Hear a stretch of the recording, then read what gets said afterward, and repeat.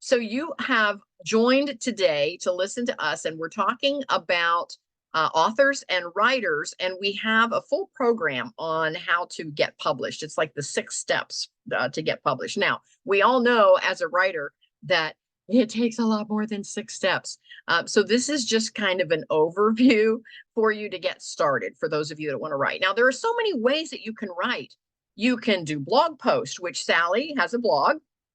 And we're going to let Sally tell us about that in a moment. Sandy has published several publications. I have one published collaborative author publication, and I'm getting ready to launch my second one April 27th. So I'm excited about that, but there's a million and one ways that you can publish.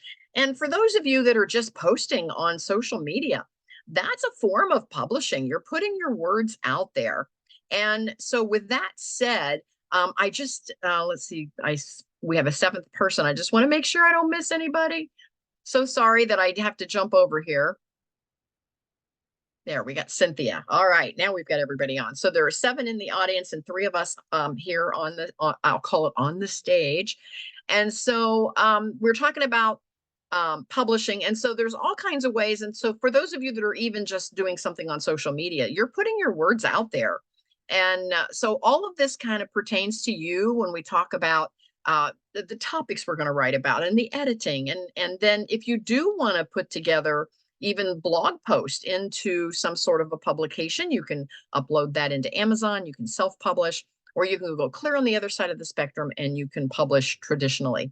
And we talked about the different ways to publish last meetup. And for those of you that are interested in hearing that replay, you can go to kathybinner.com and simply scroll down to the authors and writers section. And I'm going to show you that next. And then we're going to talk today about the 8 different versions of editing. A lot of people are like, especially in these writers groups, if you're on Facebook and you're in any of these writers groups on Facebook, you see people all the time that go, hey, I need an editor. And of course, my first question is, what kind of an editor?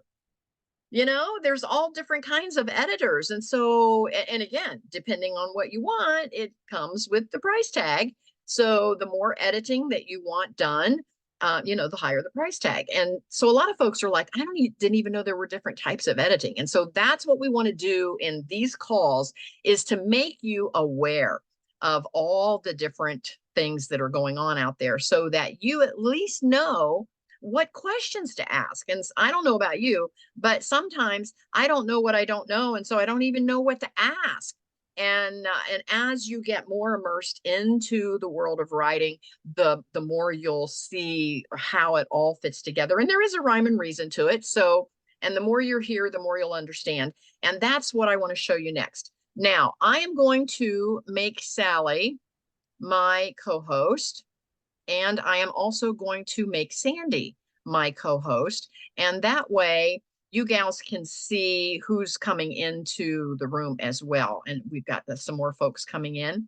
So Kathy, bear with can me you here. see me? Yes, I can see you. I can see that you're there. Everyone in the audience is just on chat only, and only Sandy, myself, and Sally are actually up front. And the rest of you are on chat only. So we'll ask you to mute while we go through this part of the presentation. So Debbie and Cynthia, I'm going to mute you. That Debbie muted. Okay. And then we're going to open it up for questions. So bear with us. And I need to ask Sally and Sandy, can you see folks that come in as an attendee? We have 10 in the room now. Can either of you see that by clicking on the participants button? I see they're up on the screen. So okay. If down at the bottom, if you're on your computer where it says participants, it should show, it shows 13. So we've got somebody in here that I don't have. I'm trying to get everybody unmuted, or I'm sorry, not unmuted, but actually up to talk, so that when it's time for questions, they don't have to type all of that in the chat. Yeah, I think, okay, so there's a total of 13 in the room. There's 10 that are guests in the audience, and then 3 of us. So there's a total of 13. If that number changes, can one of you simply click them in where they can talk, where they can chat? If you see that. If not, I'll try to jump over and do it. Anyway, I'm gonna, because once I share my screen, then I lose everybody. And that's what I'm gonna do next, is share my screen. So again, I want to welcome everyone for being here. And the first thing that I am going to do is share my screen and show you where all of this information is. So this is the Kathy Benner International Academy, and this is where everything is parked, if you will. And so when you come to this page and you scroll across the menu to the More button and click down on More, you will see the authors and writers. Does everybody, can everybody see my screen? Yes? Okay. So here's the authors and writers. When you click on the authors and writers, this is where you will see our information. And right here is the free replays. So all of you can simply open up an account with teachable.com. It's free. You can just tap in. And once you're there, you can come into this free authors and writers replays. And that's where you'll find the replay that we did on the different types of publishing. Then here is the course, and that's what we're going to jump to today. And I want to show you how it's kind of laid out. This is everything you need to know to create and monetize your writing. And it tells here, you know, who's it for, what is it, when is it, where is it, why and how and all that. But here are our topics. And last month, we talked about choosing a publishing route. We're talking about editing your draft today. And you can see as we go through, these are our topics. So you can see there's some great topics there. And so now I want to scroll down. And again, we did the publishing route. And today we're going to do this editing. And I'm just going to give you an overview, and then we're going to open it up for questions because many of you are already published. So first of all, in the realm of writing and publishing, editing plays a crucial role. And I don't know about you, but I'm not really good at grammar and writing sometimes. So I do need some of the tools. You know, some of us use Grammarly. There's all kind of editing tools out there. But there's nothing better than just a good paid editor that does this for a living. So if you're going to take the time and the money and the effort, and you're going to put together an entire publication book of some sort that you're going to either self-publish or you're going to go through traditional publishers, you definitely want to get your work edited. There's nothing that turns off a reader more than poor editing in your manuscript. So here is what you need to know. There is a developmental editing. This stage focuses on the overall structure and content. It talks about the plot, it's the pacing, it's the character arcs, it's just the overall work to see if it is engaging to get you from the beginning to the end. That's the development editing. And sometimes we need that. I'm in the process of writing my very first novel. It's a mystery novel. And, you know, I've got all these parts and pieces, but I have a feeling I'm going to need this developmental editing when I get to the other end to make sure that my plot development and everything just flows the way it should flow for your readers. Now, because again, I'm going to back up and say this. Books are business. And if you want to monetize any of your writing, then you have to make it sellable. And this is one of the most important ways to make it sellable, is to have some good editing before you publish. So anyway, developmental editing. Let's go on to structural editing. It's known as, and I have a hard time saying this word, substantive editing. I have a hard time getting that second T in there, substantive editing.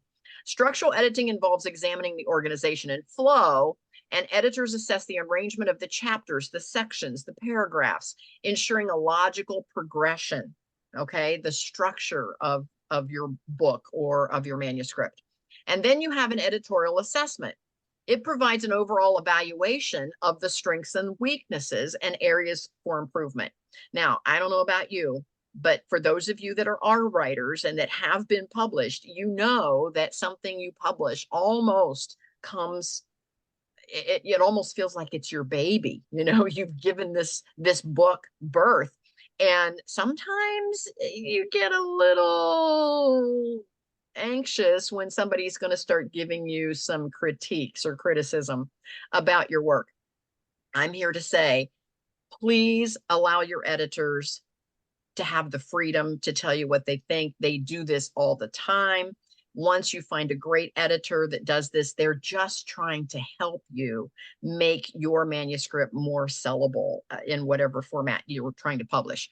So don't poo-poo their thoughts or their comments or their questions. Now, again, at the end of the day, you've got the final say. So you can say, I'm not going to do what they want me to do there, but take it into consideration at least and think about it. Okay, because they're going to make even some recommendations for further development or revision. Now you've got the line editing, number 4. Line editing focuses on refining the language and style of the manuscript at the sentence and paragraph level. Editors pay close attention to clarity, conciseness, and tone, ensuring that the writing is polished and effective while preserving the author's voice. And this is what we most often, I think, we think what editing is where they're actually looking at the language of the sentence and paragraph level. We don't think about the editorial assessment or the structural editing or even the developmental editing. And then we move on into number 5, which is copy editing. Copy editing involves fine-tuning the mechanics and technical aspects of writing, such as your grammar, your punctuation, your spelling, your consistency. Copy editors also check for adherence to style guides to ensure that the text follows established conventions. And sometimes we think about that being part of editing. And then, of course, we always think about proofreading, and that's the final stage. And so many of us, we want to proofread the first, as we're writing, and we get stuck trying to write because we're trying to write and proofread at the same time. But, because I don't know, maybe back in school, we thought as we're writing our papers for school, we usually waited till the last minute. I don't know about you. But I would wait till the last minute. And then all of a sudden I'm trying to write and edit and get it all ready so I can turn it in because I ran out of time. And so we always think about proofreading as part of the editing process. And it should be the final stage of your editing before publication, because you really need all of those earlier steps of editing before the proofreading. It focuses on detecting and correcting errors in spelling, grammar, punctuation, and formatting. Proofreaders meticulously review the manuscript to ensure that it is free of those mistakes and it's ready for publication. And then there's that word again I have a hard time saying, substantive editing. Substantive editing combines elements of developmental editing and line editing, addressing both the content and the language of the manuscript. Substantive editors work closely with authors to strengthen the narrative structure, refining the writing style, and polish the manuscript for publication. And then not to leave this one off, especially if you're writing something that requires facts and figures, or if you're writing historical, you have to have a fact-checking editing. Fact-checking editing involves verifying the accuracy and reliability of factual information presented in a manuscript. Editors conduct thorough research to confirm the authenticity of the sources, the quotations, the references, ensuring that the content is credible and factually accurate. So those are the 8 areas of editing. You can find those again. This is the overview. You can find those again right here in the Academy. And once we go down, we're going to talk about getting feedback from your editors in this category. And then titling your manuscript, formatting your book for publication, designing an eye-catching book cover, writing the publisher-ready book description, creating a book launch, and then publishing your book to online retailers, and then the most effective book marketing strategies. So that's what we have yet to come. So anyway, I want to open it up to anyone that has questions. I know a couple of you need to jump off at 12:30, and I want to open it up to anyone that has questions. And I'm going to check my audience again to make sure. Let me see. We've got 14 folks. I just want to make sure. One new person jump on, so. All right, I'm trying to see who that is to make sure I can allow them to talk. Here we go. We've got Leah, so we'll make sure Leah is on. Yes, thank you. All right, so any questions?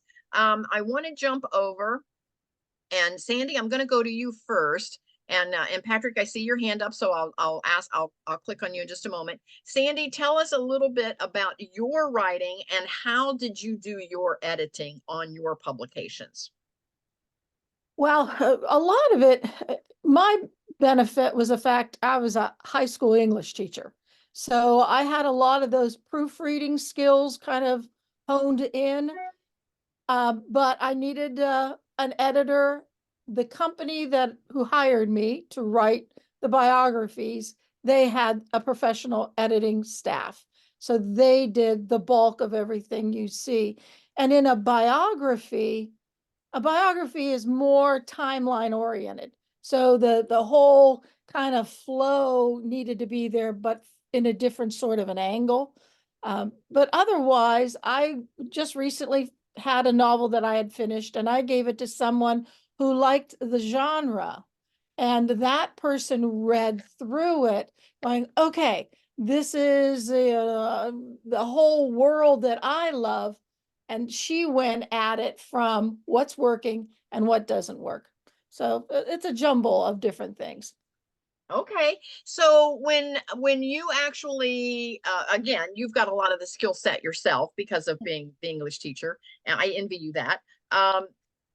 Because English was my favorite subject in school, but I still need a lot of editing when I'm writing. Sure. I And too, and I I too. and I understand that and I accept that. Oh, yeah. Now, for me, my book was a collaborative effort, and the publisher that I went with is, and again, we talked about all the publishing options last month, but mine was a hybrid type publisher, Mhm. and editing came with the package.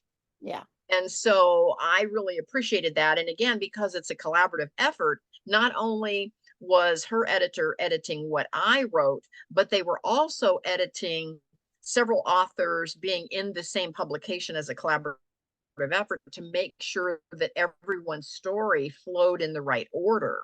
And so Mhm. there was a lot of work that went into the editing process on a collaborative effort. And I can really appreciate that. Now, when it comes to me doing blogs or something on a much smaller version, I am using a lot of the tools that are online, like Grammarly. There's, Mhm. a million and one tools out there that you Right. can use.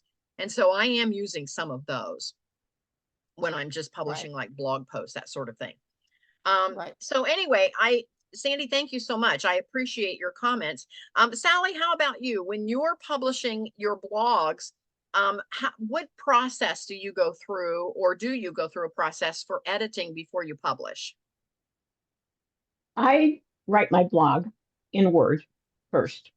So Okay. I just kind of spew out everything. That's a bad word. It's going to put everything down that I'm thinking of, and then I go back and uh, condense it Okay. and go through. I guess I should say I'm self-editing, Mhm. but Okay. I use those tools too because it's a blog. It's not Mhm. a book. And I'll give you an example if I may.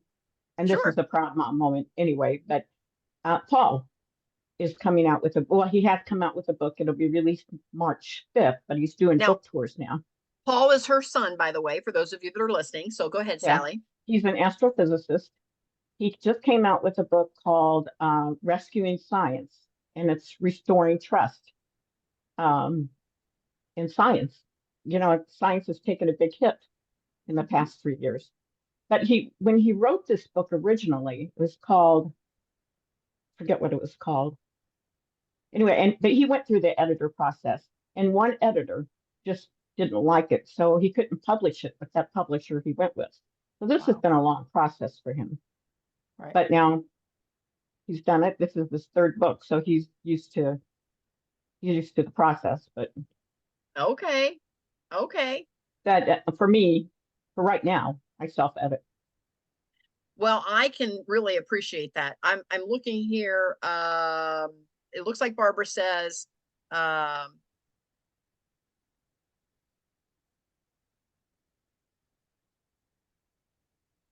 she's looking.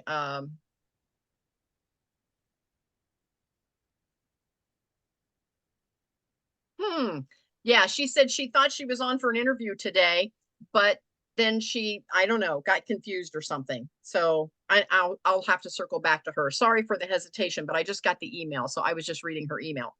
So when he started, did he know he wanted to write? And in the very beginning, he was doing a lot of things in his field. And Mhm. then you said this is his third book. Is he using the same publisher and editors that he's used all? This one's totally Yep. different. Am I right? Yep. Yeah, because he Okay. had to find a publisher, one that would take his book. The original book was called The Sickness in Science. Uh-huh. And there was something in it that one of the editors just didn't like. Out of 5 editors, Uh-huh. one editor just got the deal. But isn't that Interesting. interesting? Yeah. But it was a scientific book, so there's a whole different criteria you Okay. have to go through. Wow. I can't even imagine editing something scientific like that. Talk about the yeah, Patrick wants to know what's your son's name again. He wants to Paul look him up. Sutter, Paul M. Sutter. Sally, thank you for that. And I'm going to check it out as well. I've checked out a couple of his earlier books. I'll have to check this one out. Patrick, go ahead and unmute, and you had a question. Yes, I have a question. I'm new to this whole writing process, and I'd like to learn as much as I can about it before pursuing this, like maybe a side hustle down the road. Do you know of any really good AI websites that help people like me learn how to write, and also to, one of the biggest things I struggle with writing is not using filler words. So I need to focus on using less filler words and get my point out concisely and be direct. Something I need to work on. Well, and you ask if there were any AI. There are, and again, I do have to preempt this with my opinion. You've got two schools of thought on AI. You have this group of authors that say never, never, never, if you're using any kind of AI, it's not your writing, it's all artificial intelligence, and they're totally against it. Then you have the other group that is kind of like you see them all over Facebook, oh, click here and let AI write you an ebook in 30 minutes and make $1 million.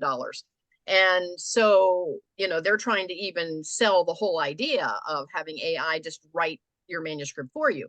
Then, of course, and as usual, there's 1,000,001 hybrids in between.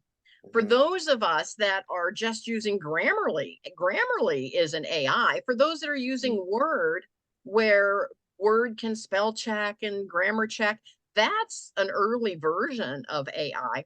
And so the first thing that you have to decide, Patrick, is how comfortable are you using AI? And if you are going to use AI to actually take something you've written and totally rework it to make it sound better, if that's what you're thinking. Yeah, I use Chat GBT. I'm very comfortable with AI. Being a Okay. millennial, I really like AI. It's helped me a lot with thinking and coming up with ideas. And I use Chat GBT as a writing tool to help me like figure out like what topics to write and how I'm going to write it and all that. So again, right in line with what you're saying, it depends on how much you're going to use it and whether you're going to use it as a tool for some ideas and then write your own manuscript, or whether you're going to actually have it writing the manuscript for you or editing your manuscript for you. So there's 1,000,001 places that you can fall on that spectrum. Oh And yes, and and Leah made. also Go ahead. coming up with ideas like ChatGPT can help you formulate your ideas and how you want to go about creating it with the steps to create it and all that. Exactly. And again, you have to decide what you're comfortable with. And Leah made a comment in the chat. She says that the vast majority of short story publishers and short story magazines I've seen refuse to publish anything that has been written with AI. Excuse me. And when you say written with AI, I don't know how those publications can tell if you've used it as a tool for ideas and then you wrote your manuscript, there's no way they can tell that you're using it as a tool. They might be able to tell just the way it reads if you've had the AI write your manuscript for you. Because if they've seen stuff that's in your voice and now this AI material doesn't kind of fit your voice, they're going to go, what is this? And AI also kind of has how do I say it? It has a way of presenting the material that makes it seem like AI. And so folks that the editors, especially of these short story publishers and magazines, they're editing all the time, and they probably can spot something that's maybe AI sooner than the average reader. So my guess is that you'll have to just decide how much or how little you want to use AI, and make it, make that decision if you're ready, if you can take the heat. If you can take the heat from having it write your manuscript. But I think at the end of the day, and Patrick, this is going to be my summation of the AI conversation so far, is at the end of the day, I think you have to decide who is your audience. And I think there is a place for creativity across the board. And so even those Facebook gurus that are saying, hey, for in 30 minutes, AI can write you an ebook and you can, make $1 million. If I just need a little how-to book, like how do I do this? I don't know that if I was the audience, I don't know they really care if AI wrote it or if somebody else wrote it. I'm just after the information. So I think you have to ask yourself, who is your audience? If you're wanting to get a classic out there and it be your work and you get paid and get kudos for it, I think you're probably going to want to just use AI as maybe an idea tool, but not to actually write the manuscript. So I would rather write the manuscript on my own, but there are tools out there that can help you formulate your ideas, not necessarily AI, but there's different websites like kind of help with writer's block. So one of my biggest concerns that I'd probably struggle with is maybe like writer's block and how to get past it and all that, that's right. Yeah, I agree. I think you're on the right track, Patrick. So yes, thank you for that. We had Megan next. Megan, what is your question or comment? Hi. So I have been writing my whole life, and I finally have a piece that I'm comfortable enough to publish. It needs editing, but the draft is there, which I'm super excited about. But thinking about editing, what I know about having a professional edit it or somebody else edit it is usually expensive. And so my concerns are financial. Do you have any tips or resources or something that I could do it myself, or like a more cost-effective way? Because from what I know, like professional editors, it's a couple thousand, and sometimes it's way more than that, Right. And so your actual question is what, having a more cost-effective way? Yeah, like what were your thoughts on like cost-effective resources, or do you think it's plausible for me to edit my manuscript myself, like completely? Wow, that's a big question. I would start self-editing and get it as refined as possible.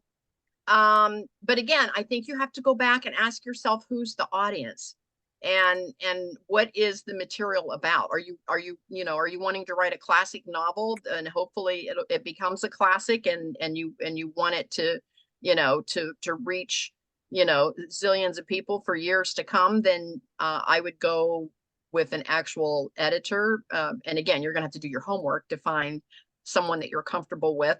But the more of those 8 types of editing that you do, the more cost it's going to be to you. So I think, again, that those are tough decisions. Decisions. Do you think, like, if because I took notes on all the different types of editing, thank you for that. If I could do as much of it as I can, maybe it would end up being more cost effective to just kind of like send it out for like proofreading or copy editing, if I can get the rest of like the structure stuff down.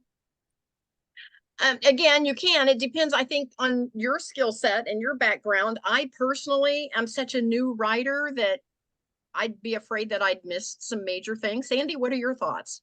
You want to write the story, the whole thing yourself, without worrying about any of the editing part at this point in time. Once you're done with it, you can start again and look at it now that the story is done and be able to sort of look from an objective outside point of view now that you're not as lost, not as swimming in the story as you were. Then if proofreading, where it's the grammar part that bothers you the most, then there's always somebody. There's a good friend who knows grammar and all that avenue very well. Offer them $50. Or if you have a teacher that you knew who might have some time to go through it, and try in your own circle. I bet you there are some folks that really know the proofreading end of it. If it's developmental, like, does this story, if you have subplots, and I'm going to pretend you're doing fiction. If it I am. has oh, good. If it has subplots, which means there's a couple different characters doing different things throughout the main storyline. Oh yeah, that's pretty much like, I didn't mean to cut you off. I'm sorry. That's like, No, so go, please. it's kind of, it's a drama. It's kind of like romance, and it's got a lot of scandal in it. Yeah. It's funny because I wrote this 2 years ago when I was taking a break from the novel that I've been trying to work on, and I just refound it a couple days ago, and I was like, my God, this is amazing. Like, if I could just edit this up and then get my ducks in a row, like, I could publish this year. But it is fictional, and it's like drama based, so there's going to be a lot of subplot. That's the majority of the plot, honestly. Yeah. Well, so you have a done story. You know, the story's done. Find somebody who reads that genre and just say, would you, and nobody on necessarily on a professional level, but just somebody who just loves reading that genre, and ask them, would you please, and there you go. Someone in the chat already says they offer editing and proofreading services. And I see that. so, you know, they're out there. There's if you go to, what is it, Wattpad, there's a couple places you could go online to say, I'm looking for a such and such editor. If you're in a writers gathering, there's one that meets in the Dayton, Ohio area. And you could just sit at their monthly meeting and say, you know what I need? And they say, well, yeah, I'll do it for you. Especially if they love the genre you're writing in. You're just giving them extra kicks because they can interact with the story itself. So I'm not wrong in thinking, because I'm not worried about the developmental pieces. I have a lot of experience. I've written manuscripts before. I have a lot of experience doing that. So it's feasible to think that I could get through the majority of the editing myself and then maybe send it out for proofreading. Yes. Okay. Yes. Okay. Thank you very much. Yep. And if you're going professional, if you're having a traditional publisher go for it, they will, and they're going to get really into the story itself. And if that is singing, they have editors on their staff who will, you know, do the proofreading, the heavy duty proofreading. Right. I think I'm self-publishing this one, and then I am still working on that novel that I had said I took a break from to write this.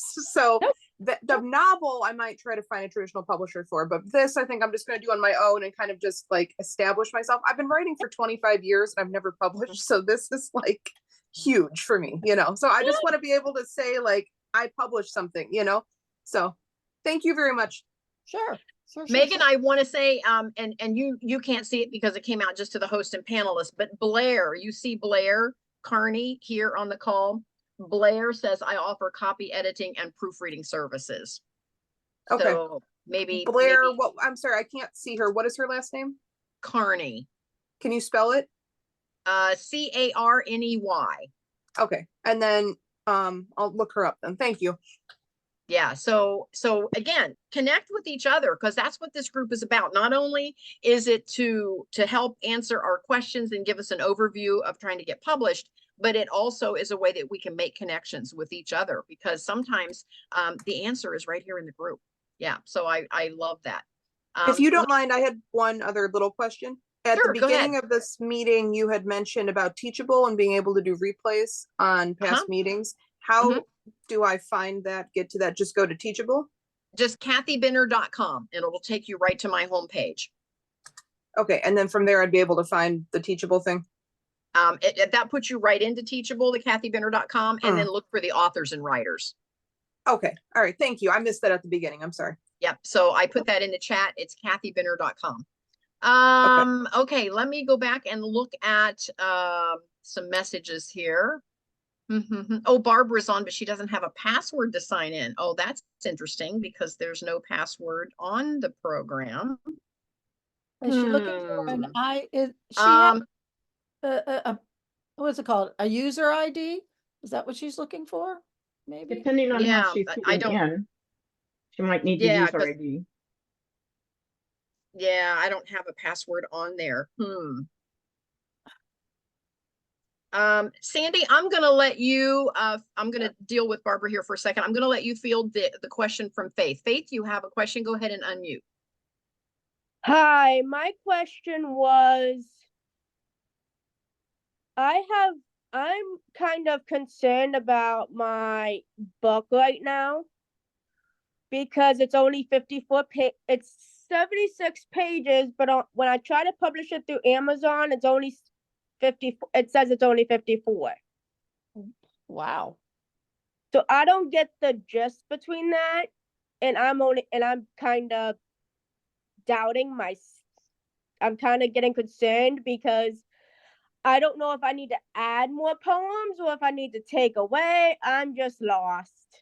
Are they telling you they're going by page count, not word count, because you're doing poetry, right? I'm doing poetry. Oh, wow. Well, That's my confusion. yeah, I would see if there's a place for a question asks, what is the minimum page count for poetry books? And Okay. if they say, yeah, ask that question first.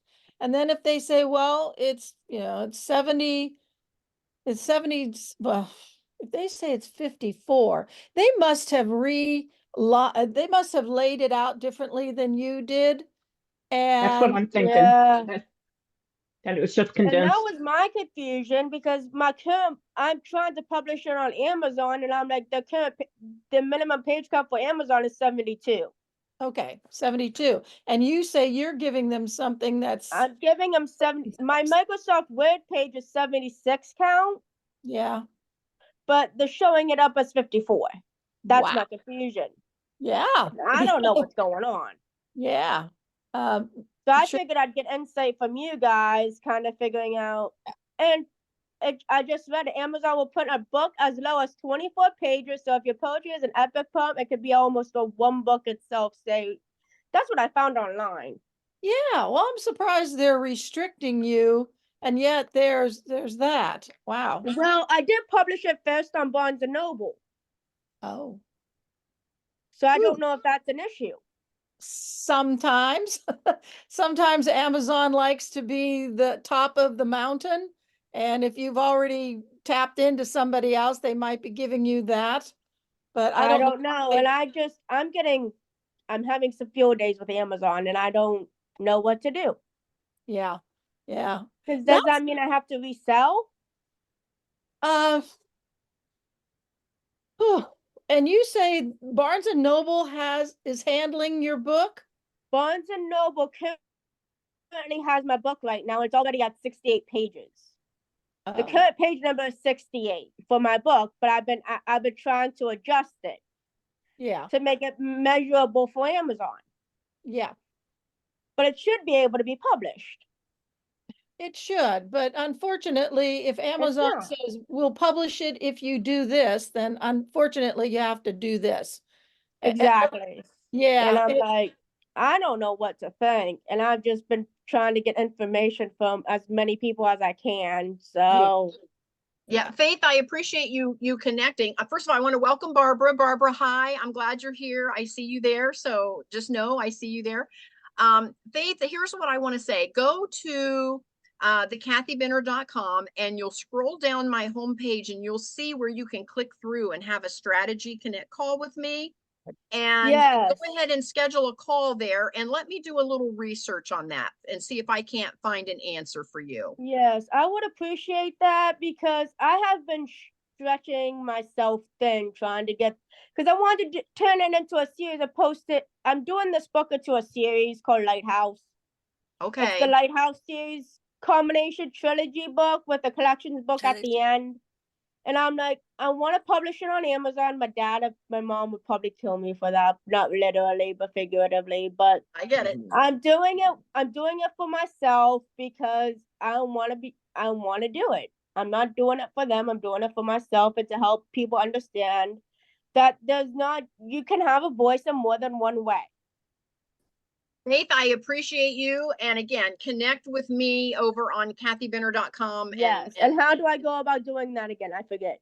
Yeah, you're just going to go to kathybinner.com. And when that Okay. page comes up, scroll down the home page. Scroll down and the whole page. I can show you here real quick. Yeah, I'm already on the site. I'm just trying to figure out how to get to that. Bear with me. Yes. I don't know if it's going to let me go back to. I'll see if I can get back to. I would like a 30-minute coffee chat with Kathy. That's the one. That's the one. Okay. Okay, you found it. Okay, perfect. Yes, I did. Anyway, schedule there, and then it'll say what is your question, and put your question there, and about the Amazon versus yes, Amazon versus Barnes and Noble. I'll do some research and see if I can't find an answer for you. Okay. I appreciate that. All right. Good luck, Faith. Hope to have a good response from you soon. Yes. Hopefully. It's been a rough couple weeks. I can't wait to read your poetry. I love it.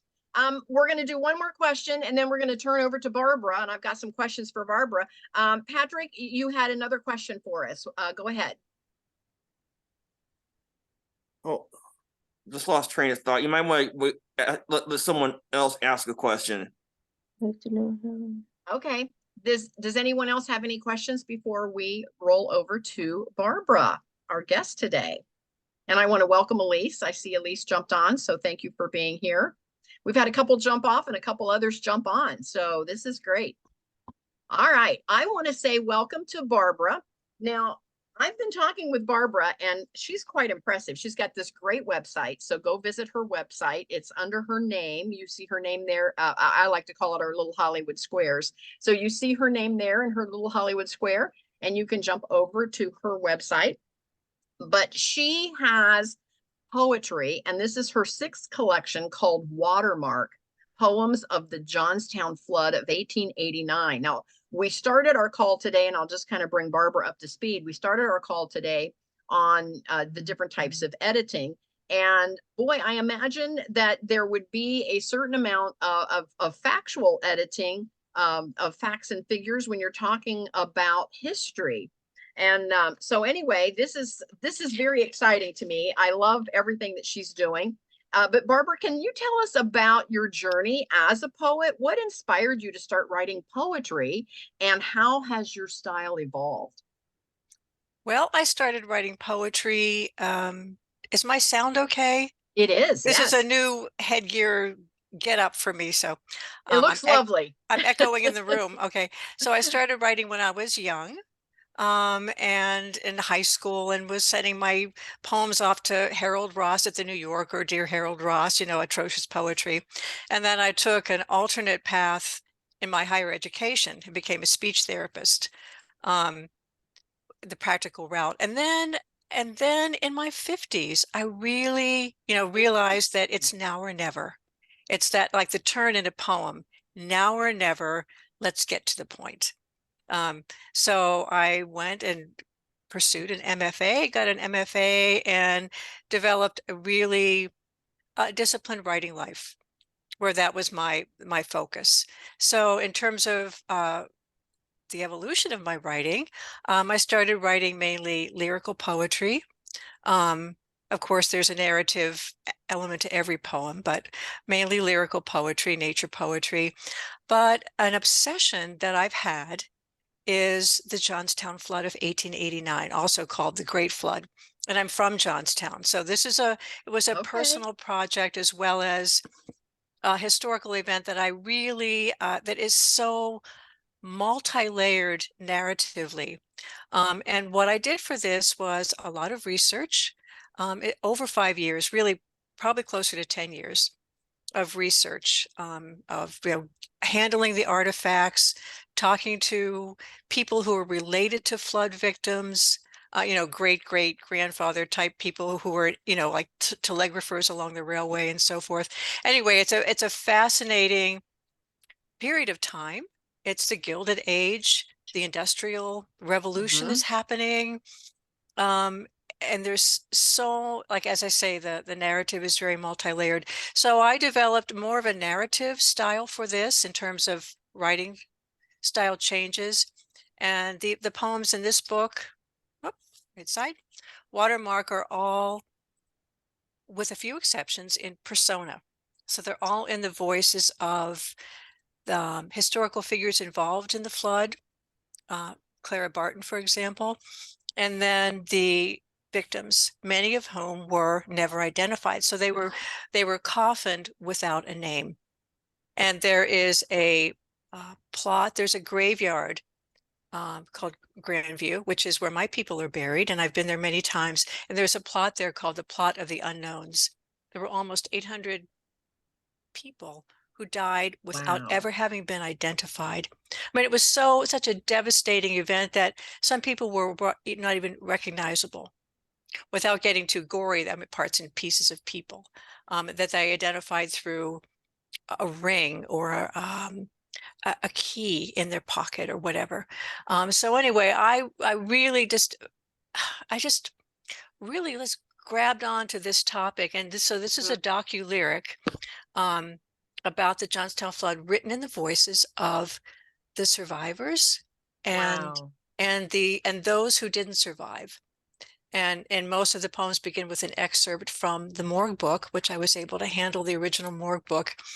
And then I've sort of created, it's a mix of fact and fiction. I created a person from an excerpt that I would take from the morgue book. So anyway, that's the broad swath of what this is about, and my dedication to making this into a book, a docu-lyric, which is a historical poetry about historical events. What draws you to those particular themes? I was able to dive a little bit into Imagine a Town, and I too came up through a lot of blue collar community type involvement, and so I was able to delve a little bit into that. And what actually draws you to these types of themes? The drama, the and the narrative being so multi-layered. It's not a simple event. It's not one episode, but it is a historical event that was life-changing in many ways. And I love history. I'm really just have always been a history buff. I didn't think I did in school, but now that I'm an adult, I love history as well. And I didn't think I did in school, when we just had to read pages and pages, and I couldn't really connect the dots. And now that, and again, Sally is our in-house travel agent. And now that I'm able to travel to some of those historical sites, it makes such a difference. And so did you actually visit that whole area? I'm from that area. You're from there. Okay. I'm from Johnstown, so I have a personal stake in the story. And I had heard about, oh, my dog is going to bark in a second, so that's okay. Here's the mailman. Pardon me.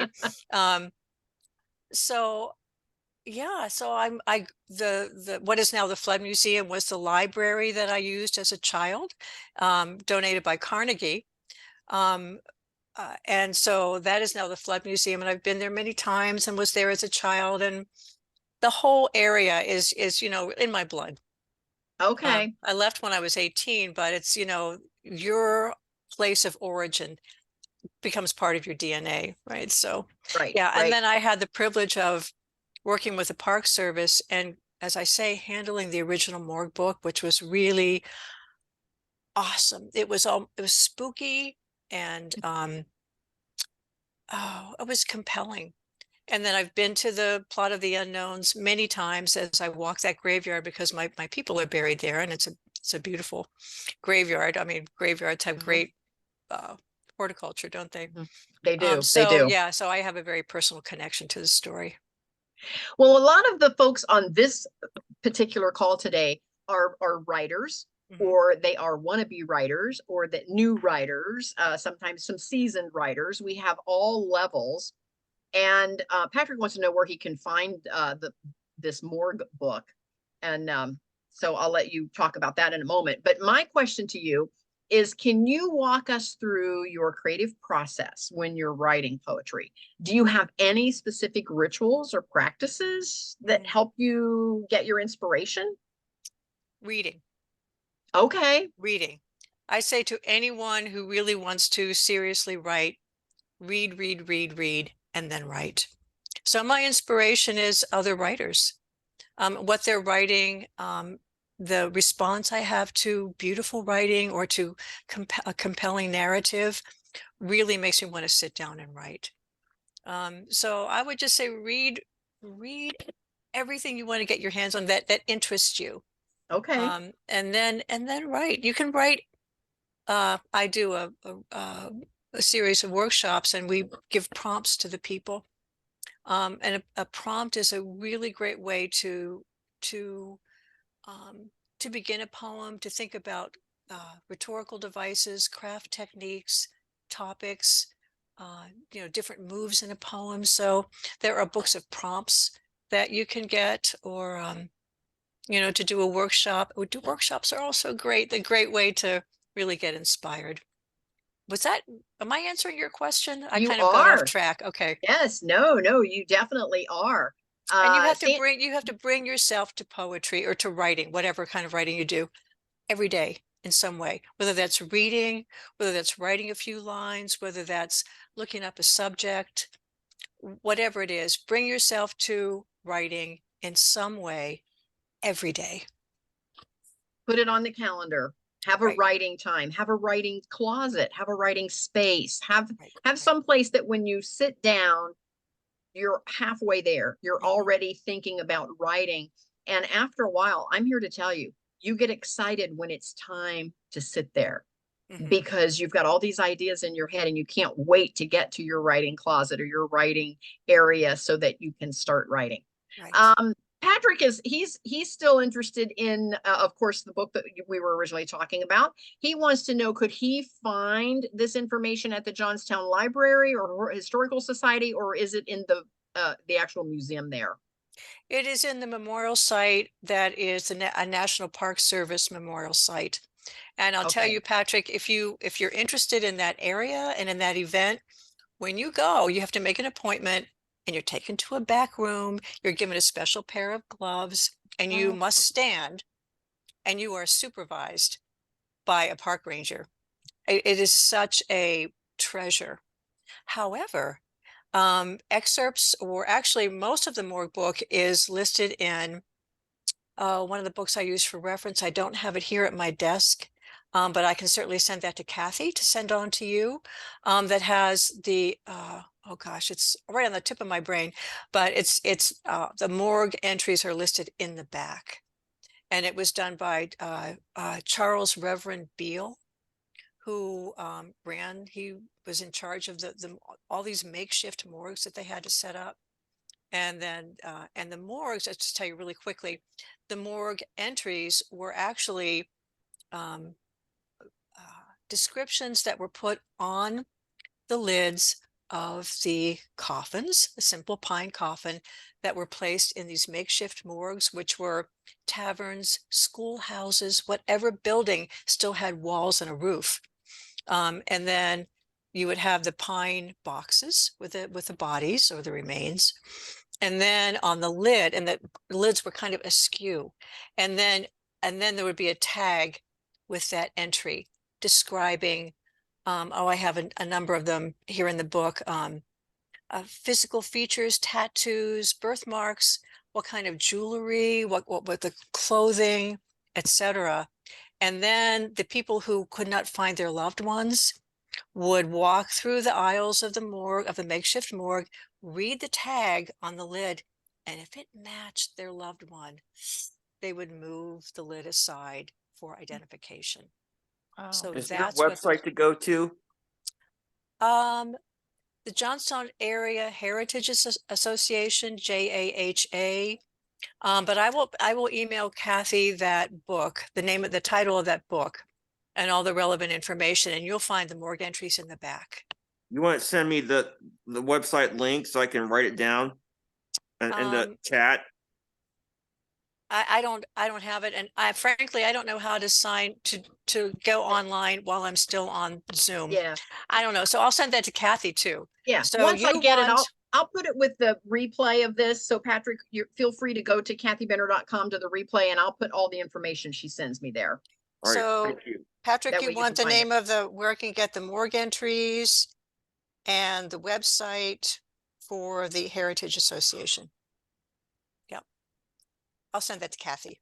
Yes, thank you so much. I'm not tech savvy enough to figure out how to go out of here and get back in and still be on. So Faith says that poetry writing is a gift, and she says thank you so much for sharing your story. my pleasure.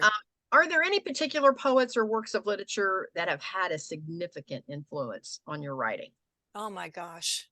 Well, right now we're teaching Merwin and Kunitz. I mean, those classic giants of American poetry. My favorite poet is Jane Hirshfield.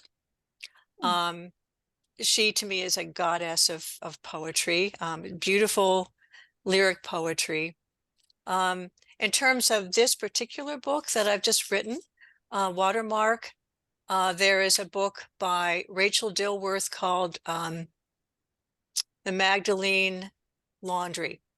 And it's also a docu-lyric that is about the in Ireland when unwed mothers or young women who were considered kind of like loose were sent, and they were required to do laundry.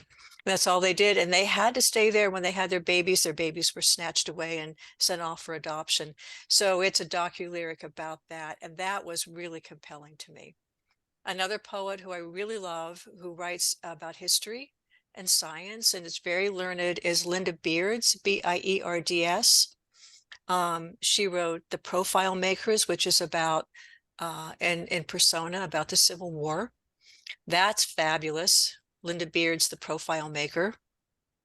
So there are many others. I could go on, but I don't want to ramble too much. Well, I know that poetry, it's very intimate and personal exploration of emotions and experiences. How do you navigate the balance between being vulnerable and being artistic? Is that a tough spot? That's a good question, Kathy. When you're writing poetry? That's a great question. How much do you reveal?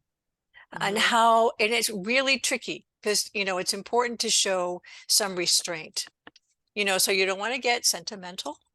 If you're talking about a childhood event that is, that has stayed with you and there's some nostalgia, you want to relay it, but not in a sentimental way.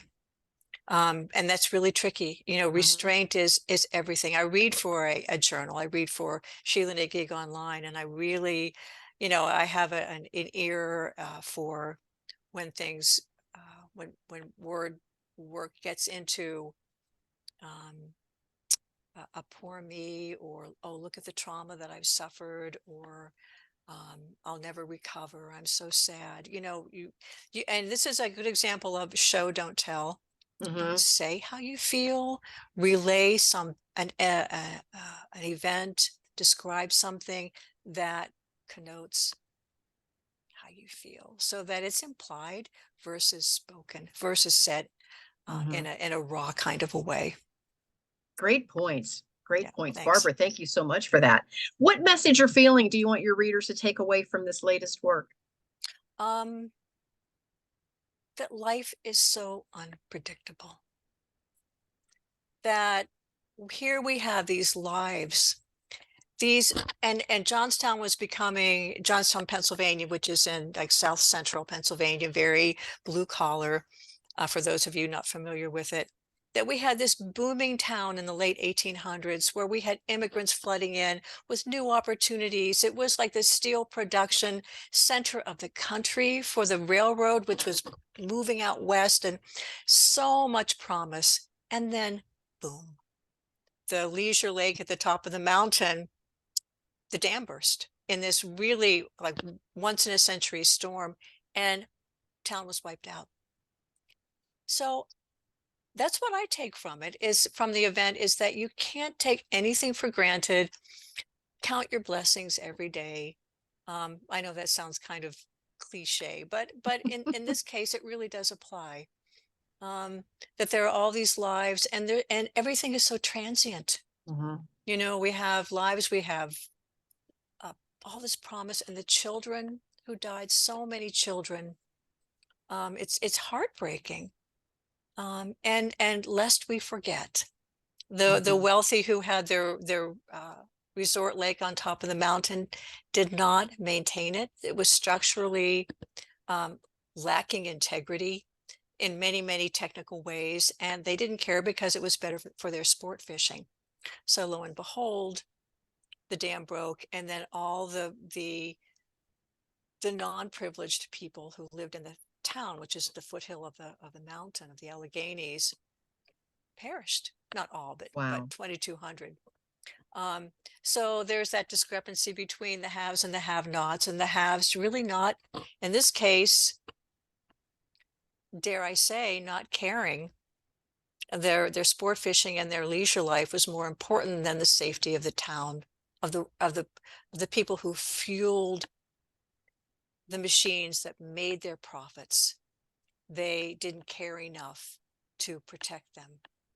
So we have to really, you know, it's just a social justice statement too. And I think that we always have to work toward social justice in whatever form that may take, to make sure that everyone is protected. Well, speaking of social justice, how do you see poetry, and especially poetry like this one, influencing culture, politics, or social change? Oh gosh, Kathy, that's a hard one, because I am It is. I don't write about political things. I wrote about one poem about January 6th, and it's hard to contain your feelings, your leanings, your biases. So I am not big on political poetry, but I think we can take, I am an Appalachian poet. And so I am invested in poetry that, and I think poetry that's about nature in the midst of natural destruction, like mountaintop mining, etc., that it's important that we're aware of that. And I think poetry can do that. In terms of politics, you know, let's get out and vote, but really I don't want to read about it in a poem. I just don't. I But get it. in terms of the, you know, protecting the land, there, I think it does have a place. I think it does make a difference. I think the Mhm. readers can be inspired, and I think it does make a difference. Now, poems often will feature a vivid imagery or evocative language. How do you approach crafting some sort of a sensory experience for your readers? Or what techniques do you use to actually bring your poem to life? Well, that's also a wonderful question. Thank you. I am very invested in writing short form Japanese poetry, haiku, Okay. haiban, tonka. And all of that poetry, because it's so condensed, so compressed, no unnecessary words, and it's all image based. And the images are, poems are grounded in sensory imagery. So you want to bring in olfactory, gustatory, auditory. You want to, and even motion is a sense. So I really worked on that in my short form Japanese poetry writing. The senses are so important, and it also goes into the show don't tell. Don't tell me that it was beautiful. Give me some sensory information to say, what color, what did it sound like, what did it feel like, what was the tactile experience? That is everything, versus telling the reader, this is Yes. how this is what my experience was. Or paint it in sensory terminology. Yes, I love that. Faith, I see your hand up. I'm going to jump over to you in just a moment, but I do have a couple of more questions for Barbara. a lot of aspiring poets struggle with self-doubt or writer's block. What advice would you give to emerging poets to navigate those challenges? Get a poetry partner. Poetry partner, be involved in a That's a writing great group, a idea. critique right off the bat. I have a poetry partner, Marion Starling Boyer, whom you've talked to here. Yes. And we really, gosh, you buoy each other up. You're honest with each other about what works, what doesn't work in a poem, what makes your poem tick, and where could it be stronger? And if you can be involved in any kind of writers group or a group like this, for affirmation, for support, for advice, that's key, because writing is such an isolated endeavor. You need to get out of your isolation and join in a community. And any literary festival in Ohio, we've got Lit Youngstown. Oh my gosh, Toledo, Columbus. There are so many writing events, literary events that cover all the genres. And then you hook up with people, you get feedback, you find new opportunities, in workshops. Oh my gosh, to get feedback. For this book, for the first time, actually the second time, I used a consultant, a manuscript consultant, and that was Okay. enormously helpful through Black Lawrence Press. They have a program. And that was great. And I got really good feedback about what could make the book stronger. So there are so many ways to really build up your confidence, to get feedback, be affirmed, get involved. Yeah, reach out. I love it. That's great advice. We're going to jump over to Faith for a moment. Faith, what question do you have for Barbara? From a poetry writer to a poetry writer, I wanted to ask, how raw do you have to be to write a poem or like a journey? I'm working on a book called Darkness, which is more of my journey through poetry and my journey through how I became a writer and the emotions I portrayed. And I was told in an editorial assessment it's raw and authentic. But I don't know. Faith, what is the question, please? My question is how raw and authentic do you have to be to write poetry? Authentic, careful with raw. You want to really round the edges of your rawness. It shouldn't be you want to be authentic, you want to be real, you want to be honest, you want to be daring, but you have to but the trick is to contain it in lines and images and a shape that readers are going to want to engage with. If something is too raw, the reader might kind of like, I don't know if I want to go there. For example, with this book, Watermark, some of the morgue descriptions were so raw, so gory. I don't want to subject anyone to that. I was horrified by some of the descriptions, the morgue descriptions, but I don't want to go there. I think you can make, describe an event, whether it's personal or universal, without getting too too raw. I won't go into my biases. I have many.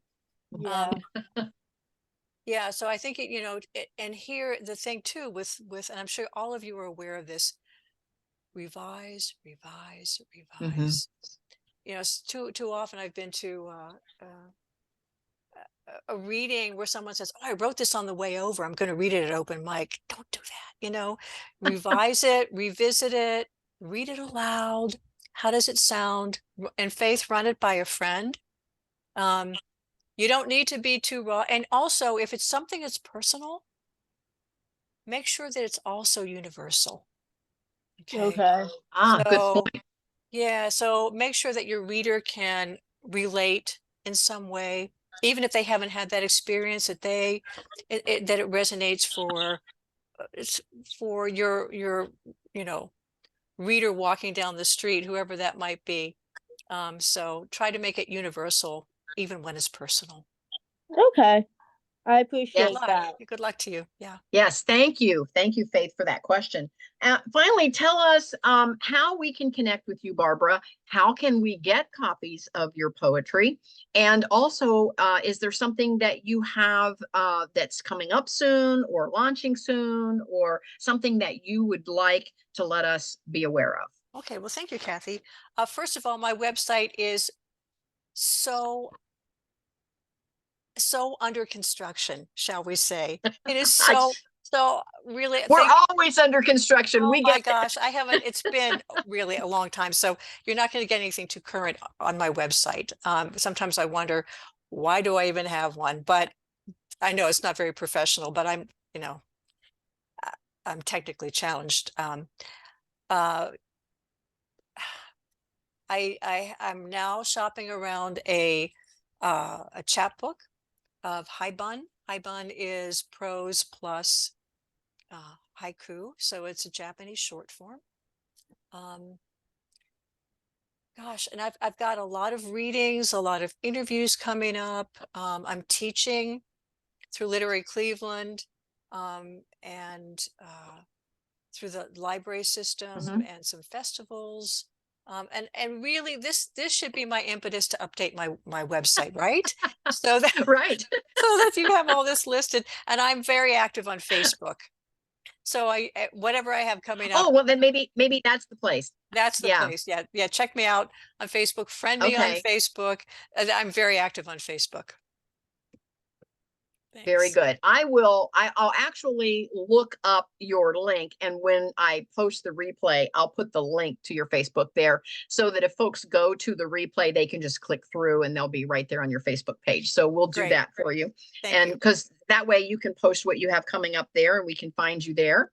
So I appreciate you so much, Barbara. Thank you for coming on. Thank you so much. I appreciate it. We don't have a lot of poets that come on, and I love that whole genre. So thank you so much for participating with us today. And before we go, though, and I realize we're a little after 1, I want to jump one question. Yes, go ahead, Patrick. Sorry for interrupting. I asked a question in the chat. Do you guys have my email? We do not. Well, we do. If you registered to be on the call today, I would have it there if that's what you mean.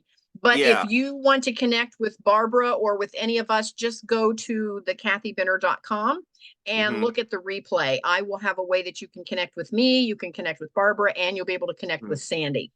All right, thank you. Also, pardon me for interrupting. Also, I'm going to put a link to Alternating Current Press, which is the press that published Watermark. Oh, good. Good. Yeah, so let me do that right now. Okay. And while you're doing that, you can type that into the chat. Make sure it says everyone. And while you're doing that, Sandy, tell us about what you have coming up. Hi there. I'm not only am I a writer, I also direct a writer's workshop in Yellow Springs, Ohio. It's the first full weekend in August. And this August 2nd, 3rd, and 4th at the Mills Park Hotel, my featured guests are, in a sense, mystery writers, Andrew Welsh Huggins and Jeffrey Marks, plus the Ohio audiobook narrators. But even though, and it's not a but they do a lot of mystery, and they're going to do a session together called The History of Mystery, but they're also talking about that process of writing. Andrew's going to talk about, well, both of them, about how do you get a short story idea to publication? And they're going to go through that whole arc. What about research, making research count? Jeffrey has quite a few biographies of classic detectives, classic mystery writers.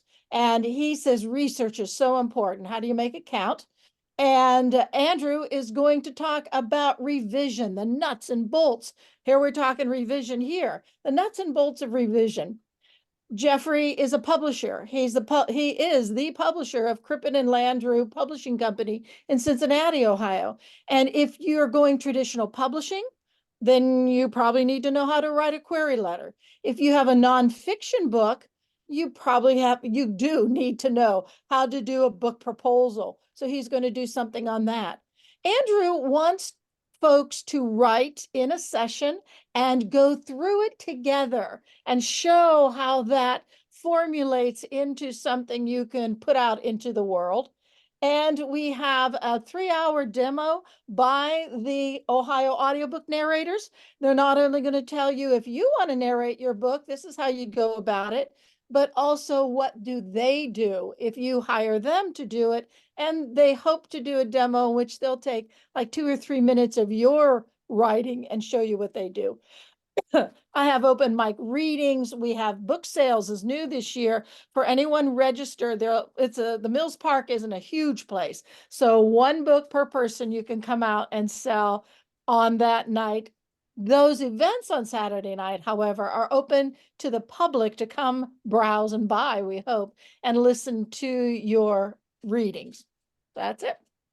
Sandy, thank you so much. And for those of you that are on this call, just know if you're within driving distance, and I don't know where everybody is coming to us from, but if you're within driving distance of Yellow Springs, Ohio, which is just right outside of Dayton, at the Dayton area, and you can look that up. It's a great venue, and it's not a super huge group. I don't want anybody to feel like, oh my gosh, there's going to be all of these, all these folks there that are so much further ahead of me, and I'm going to feel so out of place. And I even sensed that in a couple of writing workshops that I've gone to, is that there's always a small group of folks that feel like they don't belong there, that everybody else is so much further ahead than them or whatever. This group does not make you feel that way at all. And I encourage you to sign up and join, and you can still get it at a great price before Wednesday. Am I right, Sandy, that Wednesday the price goes up? Through Valentine's Day, and then the 15th goes up. So But the next thank day, you. Thursday, it goes up. Mhm. Yes. So I put it in the chat. It's called Into the Springs Writers Workshop. So click through and register. And again, I'll have to just be honest with everybody. Not everybody's budget is the same. And sometimes I don't know about you, but sometimes I don't stay right at the convention site, because oftentimes those rooms are a little pricier. And oftentimes I will find a hotel just off of the convention site, and I can commute back and forth between there and the convention site each day. And there are several hotels in the area. If you look at it and feel like, I really want to go and I can do it, but I don't want to pay the money. Now, it's always great to stay right at the convention, because a lot of times the magic happens after hours and you're there in the lobby. And sometimes that's where the magic really happens. But if you have to choose, and financially if it's an issue for you, choose some place to stay. There's several Airbnbs around there, and there's definitely places that you can stay and attend the workshop. So I will mention. Yes, and thank you for mentioning that. I didn't know how much time I had, but that's it. I have made it so those featured guests, Andrew and Jeffrey, have to be available for everybody and any questions at almost any time throughout the weekend. And they are also offering private critiques. Your first 10 pages of your novel, follow it. It's a little extra. It's $50, and they will edit it for you. They will talk about it, sit with you for up to 15 minutes, sometime outside the sessions. And Jeffrey will look at your query letter. It may be 1 page, but man, it has got to be the most important page of your life if you're looking for a traditional agent. Thank you. I love that. I love that. Sandy said in the chat for Barbara, she says, I'm from Youngstown and have a family in East Palestine. As you spoke, I was wondering if one day there will be writings on the train derailment. Yeah. Yeah. It would be a really important topic. And again, that would be a narrative with many, many, many layers. It's not Manhattan, right? If it were Manhattan, there would have been a swifter response. Yes. Undoubtedly. Yes. And that's where politics come in too. But even with Watermark, we've got politics, we've got the haves and the have-nots, and that's very cool. But I want to say, just tag on about the conferences. Many conferences, and like Lit Cleveland, for example, they have scholarship programs. And with the course that Marion and I teach, there's always 2 scholarship slots, always, that are available. And you apply, and blingo blango, you're in. So you don't have to worry about that. Yeah. And also, Another reason to update your website, Barbara. and then there are very affordable ones like Lit Youngstown is a gem. And I Mhm. think the registration is $45 Yeah. for 2.5 days. And it's so Oh. jam-packed with goodness, literary goodness. So sometimes it really is affordable. And check out, and Lit Youngstown also has scholarships. Mm-hmm. So if you can't afford it, you can get in, because everyone should have access to this same kind of literary goodness.